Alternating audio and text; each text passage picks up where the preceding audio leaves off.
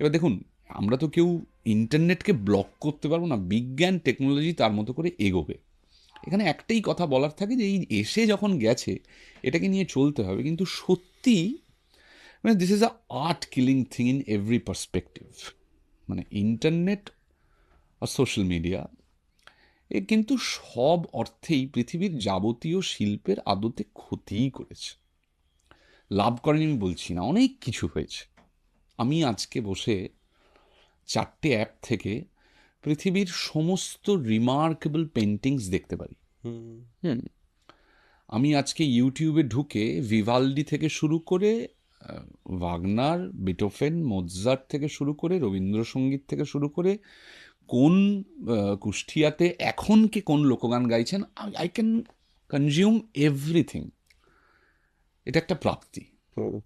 আর অপ্রাপ্তি বা লস যেটা, সেটা হচ্ছে যে এই যে আমি একটা ওয়াগনার খুঁজে পেলাম, এই যে আমি একটা কুষ্টিয়ার গান খুঁজে পেলাম, এই যে আমি একটা মনের পেন্টিং খুঁজে পেলাম, বা একটা বিকাশ ভট্টাচার্যের পেন্টিং খুঁজে পেলাম, সেইটাকে উপভোগ করার জন্য আমার একটা পার্টিকুলার মন দরকার।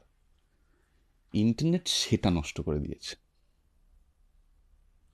বলছি, পৃথিবীর সমস্ত শিল্পকীর্তিও আপনার সামনে এনে দিয়েছে, কিন্তু শিল্পকীর্তিকে ধারণ করার জন্য যে মন, সেটা নষ্ট করে দিয়েছে। So in a way it's a game. শিল্প পিপাসুদের ক্ষেত্রে ইটস এ গেম, ইটস মানে it's a ultimate infinite library of art. কিন্তু মানে আর্টের, যে কোনো আর্টের সামনে দাঁড়িয়ে থাকার জন্য আপনার একটা পার্টিকুলার মনের দরকার হয়। সংস্কৃত নাটকে এটাকে বলা হয় সহৃদয় সামাজিক।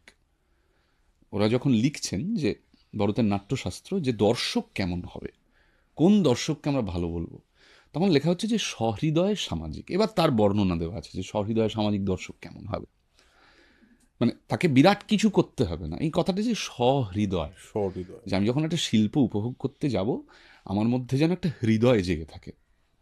Internet kill that soul, soul কানেকশনের সোলটাকে কোথাও মেরে দিয়েছে। মানে ওই ওই somehow end of the day জিনিসটা একটা স্ক্রোলের ওপর চলে এসছে। মানে ইউটিউব বলুন, ইনস্টাগ্রাম বলুন, ফেসবুক বলুন, রিলস বলুন, it's ultimately a scroll civilisation.